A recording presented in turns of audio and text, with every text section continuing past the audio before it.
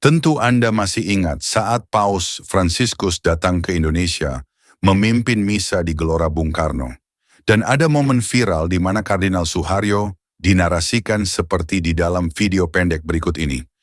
Sed providentiam celebrare mirabilem, qua humanam substantiam, et ad prime originis revocas sanctitatem.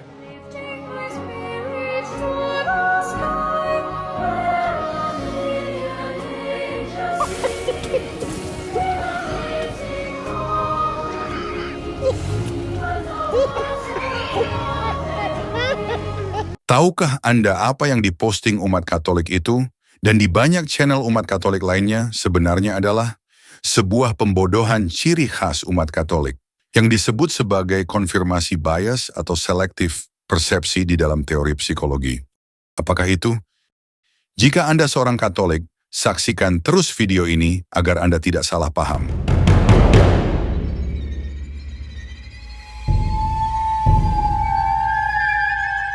Beberapa waktu lalu banyak video-video umat Katolik, seperti di awal video beredar setelah peristiwa perayaan Misa Akbar Gereja Katolik di Gelora Bung Karno.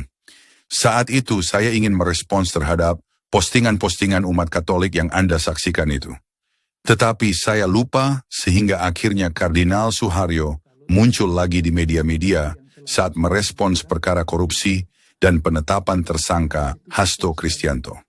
Ini video dari media Kompas yang menampilkan Kardinal Suharyo. Dan tolong Anda perhatikan tanda kulit putih seperti panu yang diduga berbentuk salib di video ini.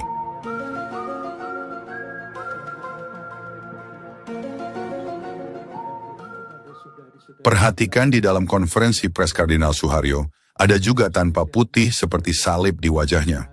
Dan jika Anda perhatikan dengan seksama, di video-video ataupun foto-foto Kardinal Suharyo, jelas terlihat adanya tanpa putih yang terlihat seperti salib.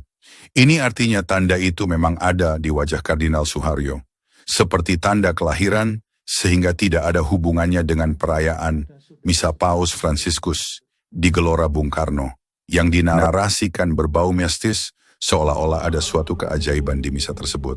Nah, di dalam teori psikologi, hal ini disebut sebagai konfirmasi bias, yaitu seseorang mencari konfirmasi bahwa ada sesuatu informasi yang mendukung keyakinan atau harapannya. Padahal semuanya itu hanya halusinasi. Atau bisa juga fenomena yang dialami umat Katolik itu disebut teori selektif persepsi, yaitu seseorang memilih dan memprioritaskan suatu informasi yang sesuai dengan keinginan atau harapannya. Padahal harapan dan keinginannya itu tidak ada. Dan jika Anda diajarkan dengan sengaja oleh gereja Anda untuk memiliki fenomena psikologi tersebut, maka Anda hidup dalam sebuah kepalsuan. Ini menyedihkan sekali karena Anda tidak pernah berpikir secara objektif, karena Anda hidup di dalam kebenaran semu. Nah, sebagai contohnya efek dari fenomena psikologi tersebut, kita bisa lihat dari komentar-komentar umat Katolik yang melihat video pembodohan tersebut. Perhatikan komentar-komentar dari umat Katolik berikut ini. Mayoritas gembala-gembala dalam agama Katolik itu rata-rata hidupnya bersih dan suci. Sehingga setiap menjelang usia tua mereka, aura kekudusannya akan nampak dengan jelas. Itulah baru namanya manusia-manusia kudus, suci calon penghuni kerajaan Allah. Saya juga melihatnya. Terpujilah nama Tuhan kita Yesus Kristus. Saya tidak kaget dari awal kedatangan Paus Fransiskus sudah banyak mukjizat yang terjadi. Bahkan misa berjalan dengan luar biasa tertib itu juga bagian dari mukjizat.